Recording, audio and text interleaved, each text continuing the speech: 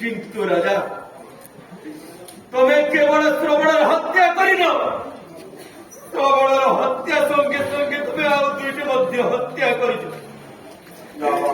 এই তিনটি হত্যা পাই তুমি কেবে ক্ষমা পাইব না? না, তুমি ক্ষমার যোগ্য নয় রাজা। তিনটি হত্যা পাই মতো মুখ দেবে কঠোর অভিশাপ।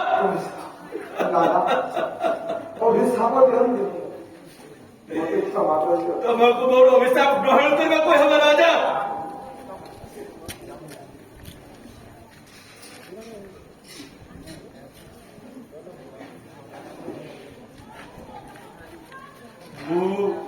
এবং শ্রবণের মা যেপরি পুত্র বিয়োগরে পুত্র পুত্র বলি পুত্র মুখর কୌଣସି ପାଣି ନ ପାଇ ଆମେ ଜୀବନ ହରାଉଛୁ, ତୁମେ ମଧ୍ୟ ପୁତ୍ର ବିୟୋଗରେ ତୁମର ଅନ୍ତିମ ସମୟରେ ତୁମର କୌଣସି ପୁତ୍ର ତମ ପାଖରେ ଥିବ।